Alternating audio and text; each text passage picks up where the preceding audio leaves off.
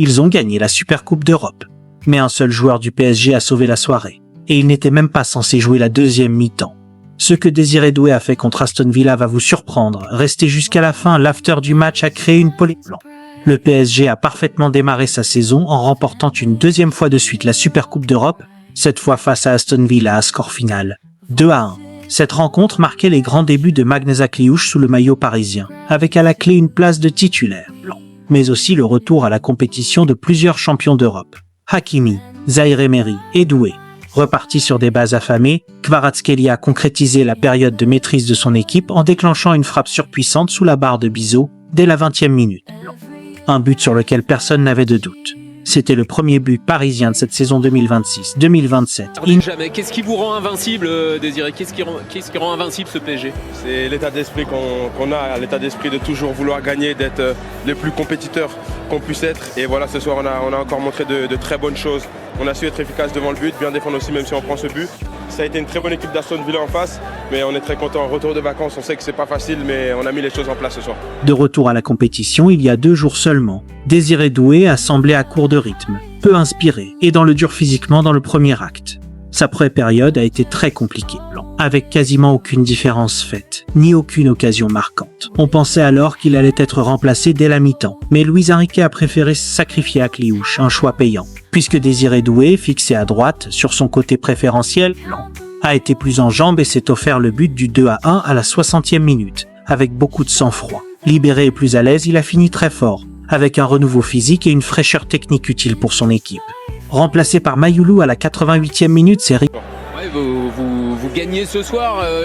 Physiquement, tout le monde n'était pas prêt, mais on se dit que ce qui fait la différence, c'est ce collectif, encore et toujours.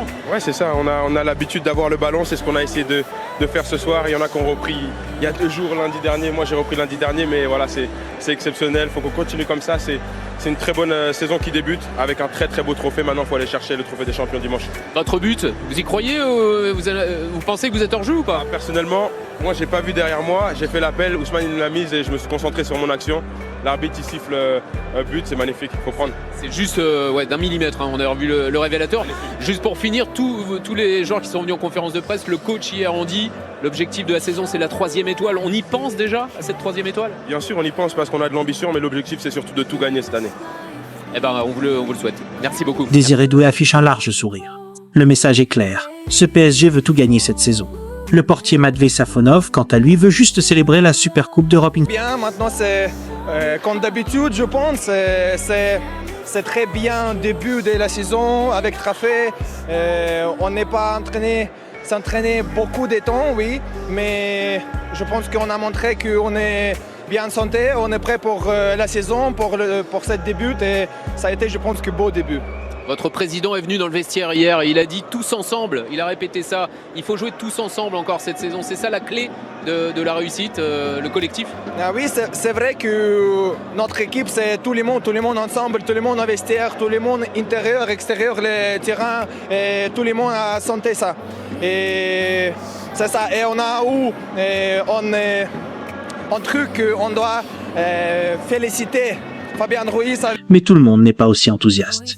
Daniel Riolo, lui, expose les limites du PSG lors de ce premier match officiel de la saison. C'est toujours ce même sentiment d'invincibilité d'une équipe qui semble, mais plus qu'imbattable, en fait, imperturbable.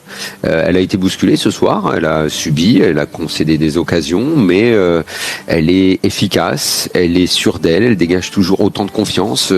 Je sais pas le nombre de fois où je me suis dit dans la soirée, en regardant certains joueurs qui sont dans cette équipe et en me souvenant de ce qu'ils avaient fait avec le maillot de l'équipe nationale, je disais mais en fait j'ai commencé par Vitinha, c'est le premier que j'ai vu. Bon évidemment c'est pas le même quand il joue avec le Portugal.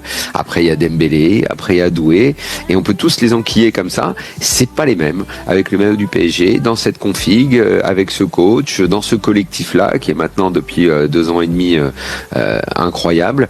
Ils sont tous plus forts, ils dégagent tous une assurance, une sérénité, quelque chose qui donne le premier sentiment que j'ai évoqué ce soir, cette invincibilité. Et ça c'est la première remarque sur le match. La deuxième c'est que pour un match où les équipes sont pas prêtes, on est mi-août, moi j'ai trouvé qu'il y avait quand même pas mal de rythme. J'ai trouvé en tout cas le match assez agréable à suivre. Non seulement il y a eu du rythme, mais il y a eu des occasions. Il y a eu de l'intensité. Alors, je me souviens que l'année dernière, contre Tottenham, le PSG avait également fait un match peut-être un petit peu moins bon que celui de ce soir, et encore. Et puis après, dans la foulée, beaucoup de joueurs avaient disparu, on les avait reposés, ils avaient refait des prépas. Enfin, on avait eu une première partie de saison assez bizarre. Je ne sais pas si ça sera la même chose cette année, mais il est fort possible que passer le match de ce soir et l'enchaînement de dimanche, après on retombe dans un turnover très large pour que tout le monde se repose. En tout cas, ce soir, c'est gros match, parce que c'est vitrine européenne, donc on met tout le monde dans la vitrine. Il y a eu un moment où on était dans l'équipe type moins Ruiz, finale de Ligue des Champions quand même. Faut-il s'inquiéter pour ce PSG? Pas vraiment. Et pourtant, tout n'était pas parfait. Le vrai enseignement de cette super coupe, c'est la gestion de l'effectif par Luis Enrique. Faire débuter Akliouche et le sacrifier à la mi-temps sans complexe montre une équipe qui a des solutions de banc et un coach qui n'a pas peur de ses choix. Le fait que Doué ait mis du temps à rentrer dans le match n'est pas un hasard, il revenait tout juste de compétition. Et c'est justement là que ça devient intéressant. Un Doué à 60% de ses capacités a quand même été décisif. Ça donne une idée du potentiel de ce PSG quand tout le monde sera à 100%. Aston Villa a tenu tête, a poussé le PSG dans ses retranchements pendant 45 minutes. Et ça, Riolo a raison de le souligner, il y a encore des trous dans la raquette défensive en début de saison.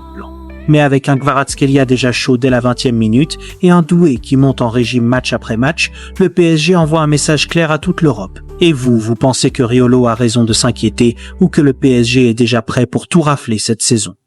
Dites-le en commentaire. Abonnez-vous pour ne rater aucune analyse.